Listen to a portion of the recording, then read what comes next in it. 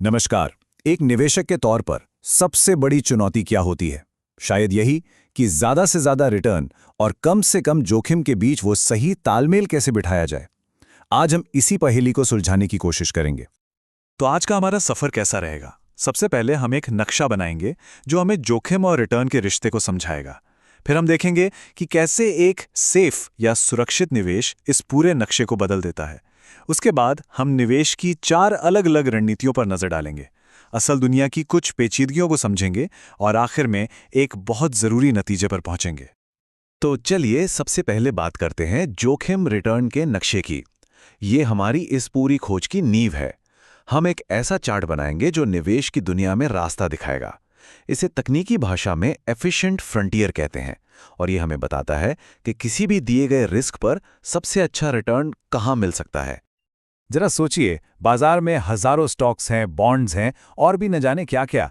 इनसे अनगिनत कॉम्बिनेशंस बन सकते हैं। तो सवाल ये उठता है कि इनमें से वो सबसे बेस्ट वाला पोर्टफोलियो कैसे चुने। यही वो मुश्किल सवाल था जिसका जवाब देने के लिए मॉडर्न पोर्टफोलियो थ्योरी बनाई गई थी, ताकि इस उलझन से निकलने का एक सिस्टमैटिक तरीका मिल सके। अच्छा, ये जो फ्रंटियर है, ये कोई जादू से नहीं बनता। इसके पीछे एक पूरा प्रोसेस है। सोचिए, हम हर मुमकिन पोर्टफोलियो को उसके रिस्क और रिटर्न के हिसाब से एक चार्ट पर डालते हैं तो क्या होगा? एक बादल जैसा बन जाएगा। और उस बादल का जो सबसे बाहरी, सबसे कमाल का किनारा है, बस वही है हमारा एफिशिएंट फ्रंटियर। ये असल में सारी संभावनाओं को मैप करने का नतीजा है। तो इसका सीधा सा मतलब क्या हुआ? मतलब ये कि अगर कोई पोर्टफोलियो इस लाइन पर नहीं है तो वो कह सकते हैं कि अधूरा है। आप या तो उतने ही रिस्क में ज़्यादा रिटर्न कमा सकते थे या फिर उतने ही रिटर्न के लिए कम रिस्क ले सकते थे। तो समझदारी इसी में है कि इस लाइन पर ही रहा जाए, क्योंकि यहीं सबसे कुशल विकल्प मौजूद हैं। ठीक है, अभी तक तो हम सिर्फ रिस्क वाली चीज़ों की बात कर रहे थे, लेकिन अब खेल में एक नया मोड़ आने वाला है।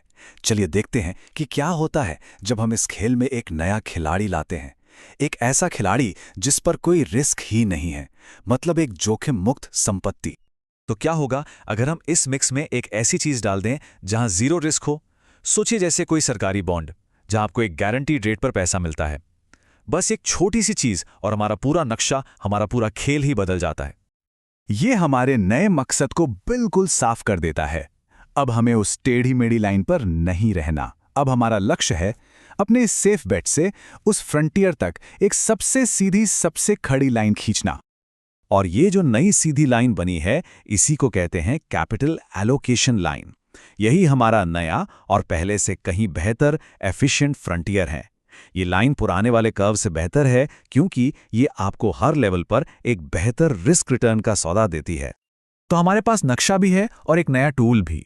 पर अब ये समझना जरूरी है कि हम इस खेल को किन नियमों के तहत खेल रहे हैं, क्योंकि जैसे ही नियम बदलते हैं, सबसे बेस्ट पोर्टफोलियो बनाने की स्ट्रैटेजी भी बदल जाती है। तो यहाँ 2 बड़े सवाल हैं।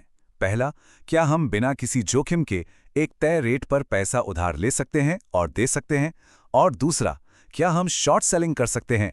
मतलब क्या हम कोई ऐसी चीज बेच सकते हैं जो हमारे पास है ही नहीं, इस उम्मीद में कि बाद में उसकी कीमत कम हो जाएगी? इन 2 सवालों के जवाब ही तय करेंगे कि हमारे पास खेलने के लिए कौन-कौन सी रणनीतियां हैं। और ये स्लाइड एक तरह से हमारा स्कोर कार्ड है। ये दिखाती है कि उन 2 नियमों के हाँ या नहीं होने पर निवेश की 4 अलग-अलग दुनियाएं कैसे बनती हैं। चलिए 2 बिल्कुल अलग सिचुएशन देखते हैं।